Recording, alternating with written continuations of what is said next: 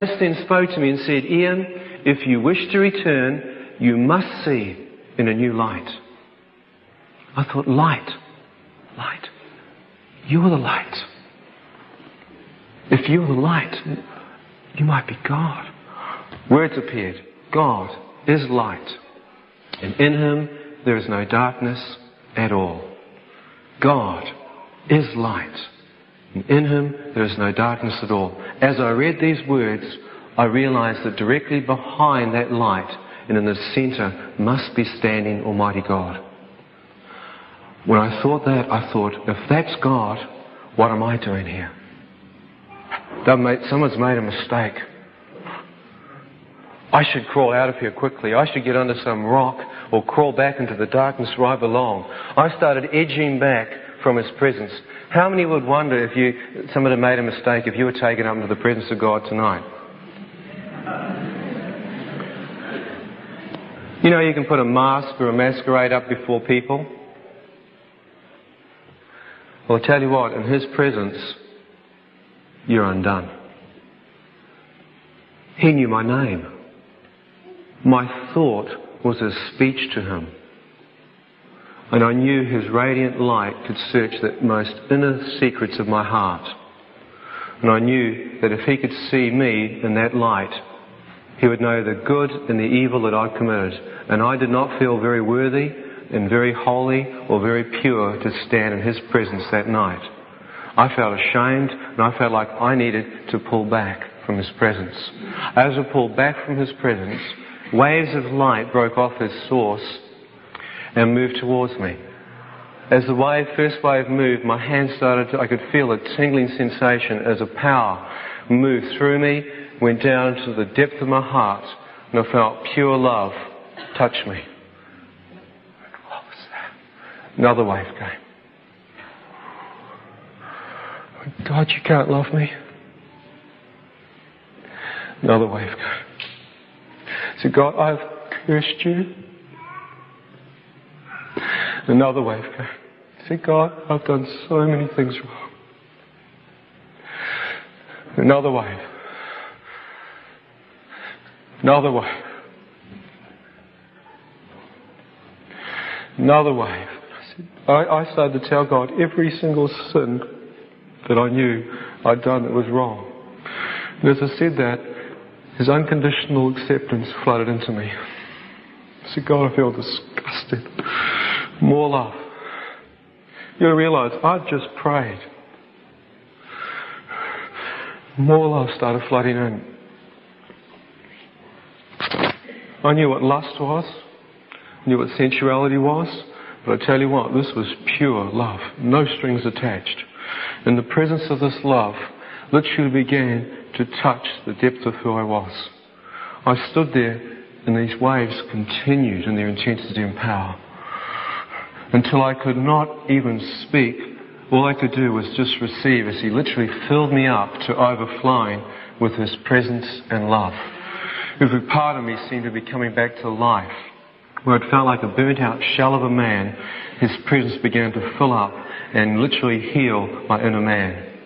As I stood there, I thought to myself, God, if you can love me so much, can I possibly step in and see you?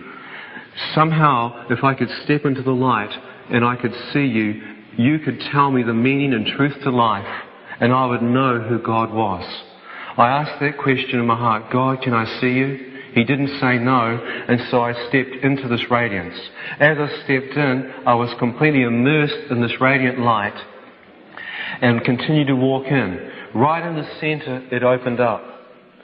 As it opened up, the first thing I saw was a man's feet, bare feet, with dazzling white garments around his ankles. I quickly lifted my eyes up and saw the most radiant garment on a man. I looked up and saw the chest. His arms were out like this. As I looked towards his face literally was emanating the most radiant, most powerful light. It seemed to be coming from the pores of his skin as this radiance and purity seemed to emanate and hide his entire face and features. It seemed like the light that was coming from his face was so much brighter and so much more intense that it made the light that surrounded him look dull. As I stood there, I thought, that must be God. Who could have a face that shines 10 times brighter than the sun, has garments that are like garments of light, and is surrounded by a radiance that seems to fill the universe? As I walked closer, wanting to see his eyes and his form, I could see his hair, white, glowing like in a breeze, but his face still seemed to be shrouded by this brilliance. I moved closer and closer, wanting to see more. I came up literally within 2 feet from him, about to penetrate the light to see his face. It seemed as though he didn't want me to see his face because he moved. As he moved to one side, the light that was around him moved with him, and directly behind him, the same shape as the tunnel I'd travelled down, was a like a cave entrance opening out into a brand new planet. As I stood there, I looked 2 feet in front of me. I saw green grass moving off into a distance, and I could see a crystal clear stream. Trees on either side of it. I moved over to the right. I saw meadows and fields going off into rolling green hills, mountains, clear skies. I moved over to my left. I saw fields and flowers and trees scattered through it. As I looked, every part of me is going, what is this place? It's like the Garden of Eden, or what is this? And I looked at the grass. I saw no ragwort, no thistle, no buttercup, nothing that we used to spray for in New Zealand on the farm.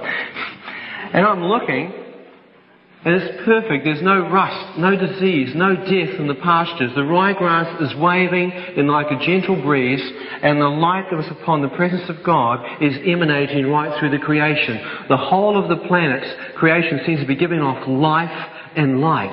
As I'm staring at it, everything in my heart is going, I belong here. Why wasn't I born here in the first place? Why did I always feel like a stranger on this planet, almost like an alien? Why wasn't I born there? God showed me later, you have to be born again. I used to be into save the planet and save the whale. Well, here I saw a brand new creation, totally untouched, going before me. In me, I knew that if I stepped in, there'd be no more death, no more sickness, no more suffering, that I was standing at the threshold of eternity. I'm just about to enter in and explore. I mean, everything in me is just restrained not to step in and explore. An incredible excitement in me, and His radiance and presence seems to come before me as if to block the way. I thought, why is He blocking the way? Then He spoke to me within the light. He said, Ian, now that you've seen, do you wish to step in or do you wish to return? What would you do? Somehow, by a deathbed prayer, I'd come into the presence of God, and I was standing at the threshold of eternity, and I knew that if I entered in there, there would be no more suffering. Or come back to here. Apocalypse now. I mean, you have to be stupid to figure out that this planet's kind of doing a little bit of a nosedive. I mean, I'm thinking, return back? No, I don't want to return back. I wish to step in. He didn't move. I thought he needs more convincing. I said, God, I am not married. I have got no children and no responsibility to come back for. At the time I wasn't. He still didn't move. I said, God, I have got no mortgage. I owe no one, anyone, anything. No bank manager chasing me. And I'm not going to leave debt. Look, there's nothing to return for. He still didn't move. And I stood there and said, God, you're the first one who has unconditionally loved and accepted me. In my life, I have never known anyone on earth who has loved me like you have. Your love has touched the depth of my heart. Your love and presence has melted my heart of stone. You've touched me like no one has ever touched me before. I want to be with you and stay with you. I don't want to return. He still didn't move. I thought, right, I'm going to say goodbye to this cruel world, look back, and then step in. I knew that if He loved me that much, He would allow me to step past His presence into eternity. I looked back, and as soon as I looked back to say goodbye, cruel world, in a clear vision next to the tunnel was my mother. As I saw her, I realized that there was one person on this earth that had loved me. And that was my dear mother.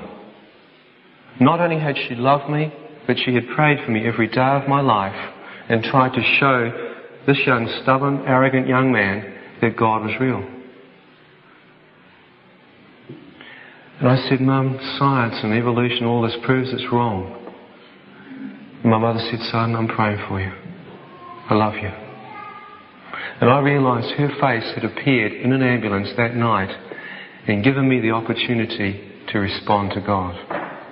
And I thought to myself, if I stepped through into heaven tonight, I knew I would never be able to communicate with her the fact that I had made it. And I thought, how could I selfishly do that and leave my mother to bury my corpse and think for all intents and purposes that her son went to hell without any faith, without any belief in God? And I looked back at her and thought, I can't cause her any more suffering. I wish to return, and I turned back to God and said, God, I wish to return to tell my mother that what she believes in is real. I do not know how I came here, but if I go back, I will find out where this place is, and I will come back again, whether anyone believes me or not. And whether you believe me or not, I know that if I was to die right now, I'd be in the presence of God and step through.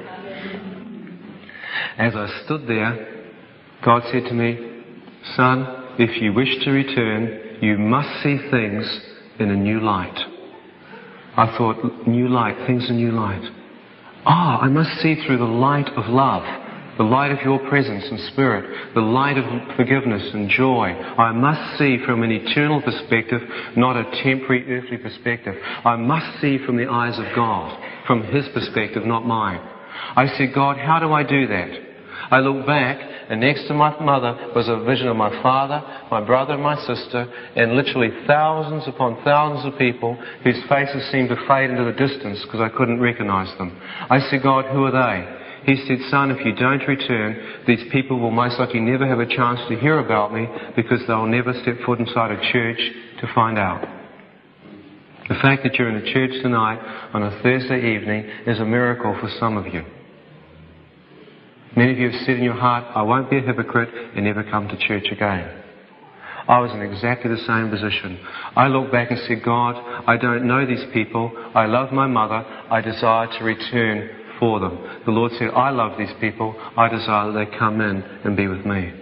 I said, God, how do I return down a tunnel, into darkness, and back into my physical form? He said, son, tilt your head. Now feel a liquid drain from your eye. Now open your eye and see.